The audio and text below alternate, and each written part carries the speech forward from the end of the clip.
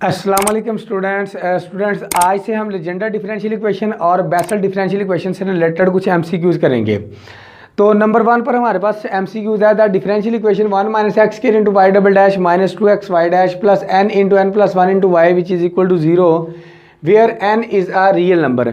हमने बताना है कि जो दी गई डिफरेंशियल इक्वेशन है ये कौन सी डिफरेंशियल इक्वेशन है। नंबर 1 पर हमारे पास है बेसल डिफरेंशियल इक्वेशन। अब बेसल डिफरेंशियल इक्वेशन देखें तो हमारे पास होती है X square Y double dash plus x Y dash और plus x square minus N square into Y which is equal to 0। तो अगर देखा जाए तो ये हमारे पास बेसल डिफरेंशियल इक्वेशन नहीं है, इसका मतलब है ए इसका आंसर नहीं हो सकता। नंबर बी पर है हमारे पास चेबीशेव डिफरेंशियल इक्वेशन। अगर इस डिफरेंशियल इक्वेशन को देखा जाए तो हमारे पास होती है 1 minus x square into Y double dash minus X Y dash और plus 4y which is equal to 0। अगर इस डिफरेंशियल इक्वेशन को भी देखा जाए तो हमारे पास ये वाली डिफरेंशियल इक्वेशन नहीं है, तो इसका मतलब है बी भी इसका आंसर नहीं हो सकता है। नंबर सी पर देखें तो ये हमारे पास है लेजेंडर डिफरेंशियल इक्वेशन, तो बिल्कुल ये हमारे पास लेजेंडर डिफरेंशियल इक्वेशन ही है। अब डी भी इसका आंसर नहीं हो सकता क्योंकि हमें सी इसका करेक्ट आंसर मिल चुका है। नंबर 2 पर हमारे पास है the differential equation x square Y double dash plus x Y dash plus x square minus N square into Y which is equal to 0 where n is a positive constant. अब जो differential equation number 2 पर हमें given है, हमने बताना है ये कौन सी डिफरेंशियल इक्वेशन है। नंबर 1 पर हमारे पास है लीनियर डिफरेंशियल इक्वेशन। अब देखते हैं लीनियर डिफरेंशियल इक्वेशन हमारे पास कैसी होती है। ये होता है हमारे पास d y over d x plus p of x into Y which is equal to q of x की इक्वल होती है। अगर इस डिफरेंशियल इक्वेशन को देखो तो ये हमारे पास इस तरह की डिफरेंशियल इक्वेशन नहीं है, तो इसका मतलब है ए इसका आंसर नहीं हो सकता। बी देखें तो हमारे पास है लेजेंडर डिफरेंशियल इक्वेशन। अभी हमने एमसीक्यूज 1 में देखा कि हमारे पास डिफरेंशियल इक्वेशन कैसी होती है Legendre 1 minus x square into Y double dash minus 2x y dash plus n into n plus 1 into y. तो इसका मतलब है ये हमारे पास लेजेंडर डिफरेंशियल इक्वेशन भी नहीं है। और नंबर सी पर है हमारे पास बेसल डिफरेंशियल इक्वेशन। तो ये हमारे पास x square Y double dash plus x Y dash plus x square minus N square into y, ये हमारे पास बेसल डिफरेंशियल इक्वेशन ही होती है। और नंबर डी हमारे पर है हमारे पास नन ऑफ दिस, ये भी नहीं हो सकता क्योंकि हमें सी इसका आंसर मिल चुका है। और नंबर 3 पर हमारे पास है value of p n of 1 is. अब हमने बताना है कि इसकी वैल्यू 0 हो सकती है, -1 हो सकती है, equal to p n of -1 हो सकती है या फिर 1 हो सकती है। तो इसका हम प्रूव करते हैं। इसके प्रूफ के लिए हम यूज़ करेंगे generating function of Legendre polynomials. तो ये हमारे पास था 1 minus 2xt plus t square whole की power -1/2 which is equal to summation n is equal to 0 to infinity p n of x t की पावर n। अब x की जगह आपके पास क्या है 1 है, तो पुट कर देते हैं, put x is equal to 1। यहाँ पर पुट कर दिए बन जाएगा आपके पास 1 minus 2t plus t square whole की power -1/2 which is equal to summation n is equal to 0 to infinity p n of 1। X की जगह हमने 1 पुट कर दिया। अब ये ए स्क्वायर है प्लस बी स्क्वायर है माइनस 2ab है, तो ये फार्मूला बन गया आपके पास 1 माइनस टी इसका स्क्वायर और होल की पावर आपके पास क्या है -1/2 which is equal to summation n is equal to 0 to infinity p n of 1 into t की पावर आपके पास क्या है n है। अब 2 से 2 कैंसिल आउट हो जाएगा, बाकी आपके पास क्या रह गया 1 माइनस टी इसकी power -1 which is equal to summation n is equal to 0 to infinity p n of 1 और टी की पावर n। अब यहाँ पर माइनस है, यहाँ पर माइनस है, तो सारी की सारी प्लस में आएंगी बाइनोमियल सीरीज ओपन जब करेंगे। तो ये बन जाएगा आपके पास 1 plus t square plus t cube plus up to so on. हम इसको लिख सकते हैं +1 की पावर n और t की power n which is equal to summation n is equal to 0 to infinity p n of 1 और t की पावर आपके पास क्या है n है। अब हम क्या करते हैं, इस सारे को समेशन की फॉर्म में लिख लेते हैं। तो ये आ जाएगा आपके पास summation n is equal to 0 to infinity 1 की पावर n और t की पावर n लिख सकते हैं इसको। तो विच इज़ इक्वल टू आपके पास आ जाएगा summation n is equal to 0 to infinity p n of 1 और t की पावर आपके पास क्या है n है। अब यहाँ से हम क्या करते हैं t की पावर n के जो कोफिशिएंट उसको कंपेयर कर लेते हैं। तो यहाँ पर आपके पास है t की पावर n का जो कोफिशिएंट है वो आ जाएगा आपके पास पी एन ऑफ 1 और यहाँ पर आपके पास आ जाएगा 1 की पावर n। 1 की पावर जितनी मर्जी लेते हैं 1 ही आना है, तो आपके पास पी एन ऑफ 1 किसके इक्वल आ गया है 1 के इक्वल आ गया। तो डी इसका हमारे पास क्या आ गया करेक्ट आंसर आ गया है। तो ये 0 भी नहीं हो सकता, -1 भी नहीं हो सकता और equal to p n of -1 भी नहीं हो सकता। नेक्स्ट MCQs है generating function of p n of x is. Number ए पर है हमारे पास 1 + 2xt + t² होल की पावर -1/2 और बी है हमारे पास 1 - 2xt + t² होल की पावर -1/2। सी है हमारे पास 1 - 2xt - t² होल की पावर -1/2 और डी पर है हमारे पास 1 + 2xt + t² होल की पावर 1/2।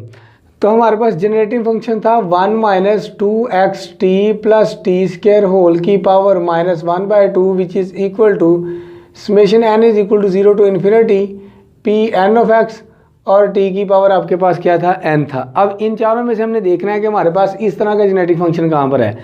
अगर यहाँ पर देखें आपके पास क्या आ रहा है -2xt आ रहा है, यहाँ पर भी -2xt आ रहा है और साथ में प्लस का t² आ रहा है, तो यहाँ पर माइनस का t², ये तो हो नहीं सकता हमारे पास। अब ये प्लस में है, ये भी नहीं हो सकता हमारे पास।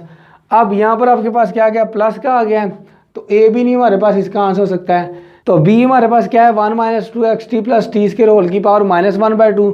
सो हमारा जो करेक्ट आंसर है वो हमारे पास क्या है, बी आंसर है। अच्छा स्टूडेंट्स एक बात याद रखना, वो टी की जगह एच भी यूज़ कर सकता है, 1 - 2xh और प्लस h² होल की पावर -1/2। तो टी को उसने रिप्लेस किया एच में, तो ये भी आपके पास क्या है, जनरेटिंग फंक्शन ही है। नंबर 5 पर हमारे पास है find value of P3 of x is. A है हमारे पास 1/2 5x³ - 3x, बी है 5x³ - 3x, सी है 1/3 3x - 5x³, डी पर है हमारे पास 1/3 4x - 5x³। इसका करते हैं हम प्रूव। इसके लिए हम यूज़ करेंगे रोड्रिजेस फार्मूला। वो हमारे पास क्या था, p n of x which is equal to 1/2 की पावर n n फैक्टोरियल और d n divided by d x n into x² - 1 whole की पावर आपके पास क्या है, n है। अब यहाँ पर आपके पास n की जगह क्या है, 3 है, तो हम पुट कर देते हैं n की जगह 3, put n is equal to 3। तो ये बन जाएगा आपके पास P3 of x which is equal to 1/2 की पावर 3 इंटू 3 का फैक्टोरियल d³ डिवाइडेड बाय आपके पास आ जाएगा dx³ x² - 1 होल की पावर आपके पास कितनी आ जाएगी, 3। अब जितनी पावर यहाँ पर होगी उतने हमने डेरिवेटिव लेने होते हैं। पहले इस फंक्शन को हम क्या करते हैं, सॉल्व कर लेते हैं। तो x² - 1 होल का क्यूब है, तो हमने एक फार्मूला पढ़ा हुआ है a - b whole cube which is equal to a³ - 3a² b plus 3ab² और माइनस आपके पास क्या है, b³ है। तो पहले हम क्या करते हैं, इसका क्यूब ओपन कर लेते हैं, x² - 1 इसका cube which is equal to, जहाँ पर a है वहाँ पर x² पुट कर देते हैं और जहाँ पर b है वहाँ पर हम क्या करते हैं, 1 पुट कर देते हैं। ये आ जाएगा आपके पास x�6 मतलब x² का क्यूब, तो माइनस आ जाएगा आपके पास 3a²। a आपके पास क्या है, x² है, तो बन गया आपके पास x² का स्क्वायर x⁴, साथ में b है वो है 1 मल्टीप्लाई करेंगे यही चीज़ आ जाएगी, प्लस 3a आपके पास है x² और b आपके पास क्या है 1 1 का स्क्वायर 1 ही आ जाएगा, माइनस b³ 1 का क्यूब आपके पास क्या आ गया, 1 ही आ गया। सो यहाँ पर हम लिख लेते हैं, तो ये आपके पास आ जाएगा P3 of x which is equal to 1/2 की पावर 3 आपके पास 8 आ जाएगा और 3 फैक्टोरियल आपके पास 6 होता है, ये आ जाएगा d³ डिवाइडेड बाय आपके पास क्या आ गया है, dx³ इंटू इसकी वैल्यू आपके पास है ये x�6 और -3x⁴ प्लस 3x² और -1। अब हम इसके 3 डेरिवेटिव ले लेते हैं, तो ये आ जाएगा आपके पास P3 of x which is equal to 1/48 आ जाएगा जब मैं 6 को 8 से मल्टीप्लाई करूँगा। तो पहला डेरिवेटिव लेते हैं, बाकी आपके पास 2 डेरिवेटिव रह जाएंगे, ये आ जाएगा आपके पास 6x⁵ माइनस 12x³ और प्लस 6x आ जाएगा। अब यहाँ से क्या है, 6 कॉमन आ रहा है, तो पहले हम 6 कॉमन साथ ही ले लेते हैं। 6 को कॉमन लिया तो आपके पास आ गया 6/48 d2 divided by dx²। 6 common लिया x⁵ रह गया, 6 कॉमन लिया तो 2x³ आ गया और प्लस का क्या आ गया आपके पास x आ गया। तो यहाँ से आपके पास जब इसको कैंसिल आउट करेंगे तो ये आ जाएगा आपके पास P3 of x which is equal to 1/8 आ जाएगा। इसको कैंसिल किया हमने 6 के टेबल से, तो अब हम क्या करते हैं, इसका एक और डेरिवेटिव ले लेते हैं। तो ये आ जाएगा आपके पास 5x⁴ और माइनस का 6x² आ गया और प्लस आपके पास क्या आ गया, 1 आ गया। लास्ट डेरिवेटिव लेते हैं, ये आ जाएगा आपके पास 1/8 इंटू 20x³ आ जाएगा माइनस का 12x आ जाएगा विच इज़ इक्वल टू 20 और 12 में से देखें तो हमारे पास क्या है, 4 कॉमन आ रहा है, 4/8 आ जाएगा इंटू तो 4 पर डिवाइड करें, ये आ जाएगा आपके पास 5x³ आ गया, माइनस 4 कॉमन लिया तो ये आ जाएगा आपके पास 3x आ जाएगा। तो कैंसिल आउट किया तो आपके पास कितना आ गया 2, 1/2 इंटू आपके पास आ गया 5x³ माइनस का 3x आ गया। अब हमने ये वाला आंसर देख रहे हैं 1/2 इंटू 5x³ माइनस 3x कहाँ पर है, तो ये ए पर ही है, तो ए हमारा क्या आ गया, करेक्ट आंसर आ गया है। बी भी नहीं हो सकता, सी भी नहीं हो सकता और डी भी नहीं हो सकता, क्योंकि हमें ए करेक्ट आंसर मिल चुका है। तो इसी तरह से आपने क्या करना है, P0 की वैल्यू याद कर लेनी, वो 1 के इक्वल होता है। P1 की वैल्यू याद करनी, वो x के, और P2 की वैल्यू आपके पास है 1/2 इंटू 3x² और -1। इसी तरह से आपने क्या करना है, P3 P4 और P5 की वैल्यू याद कर लेनी है। नेक्स्ट MCQs है हमारे पास नंबर 6, इंटीग्रल लिमिट है हमारे पास -1 to 1 Pn into dx which is equal to 0 if, मतलब हमारे पास लेजेंडर पॉलिनोमियल्स हैं Pm और Pn, इनका प्रोडक्ट 0 के इक्वल कब होगा। नंबर ए पर if m is equal to n हो, m does not equal to n हो, m is equal to n और n does not equal to 1 हो। और नंबर डी पर हमारे पास क्या, नन ऑफ दिस। हमने एक orthogonal property of Legendre polynomials पढ़ी थी, वहाँ पर थे हमारे पास -1 to 1 Pn into dx which is equal to, हमने कहा था ये हमारे पास क्या होगा, 0 होगा और n/2n+1 होगा। कंडीशन थी हमारे पास if m does not equal to n हो, if m is equal to आपके पास क्या हो, n हो। अब यहाँ पर उसने कहा कि ये 0 के इक्वल होगा, तो यहाँ से कंडीशन देखते हैं, जब m does not equal to हमारे पास क्या हो, n हो, तो तब जाकर हमारे पास क्या होता है, 0 होता है। तो बी में हमारे पास ये ऑप्शन मौजूद है, ए भी नहीं हो सकता, सी भी नहीं हो सकता और फिर डी भी नहीं हो सकता। नेक्स्ट MCQs है हमारे पास, value of Pn of -1 is, number ए पर है -∞, 0, 1 और -1 की पावर n। तो इसका हम प्रूव करते हैं। तो प्रूव के लिए हम यूज़ करेंगे इसके जनरेटिंग फंक्शन। तो जनरेटिंग फंक्शन था हमारे पास 1 - 2xt प्लस t² होल की power -1/2 which is equal to summation n is equal to 0 to ∞ Pn और t की पावर आपके पास क्या है, n है। अब यहाँ पर देखिए हमारे पास x की जगह -1 है, तो पुट कर देते हैं, put x is equal to -1, minus plus हो जाएगा, ये बन गया आपके पास 1 + 2t प्लस t² होल की power -1/2 which is equal to summation n is equal to 0 to ∞ Pn t की पावर n। तो ये बन गया आपके पास a² + b² + 2ab यानी कि 1 + t इसका स्क्वायर और होल की पावर आपके पास क्या है, -1/2 which is equal to summation n is equal to 0 to ∞ Pn t की पावर n। तो 2 से 2 कैंसिल आउट हो जाएगा, बाकी आपके पास क्या आ गया, 1 + t होल की power -1 which is equal to summation n is equal to 0 to ∞ Pn t की पावर n।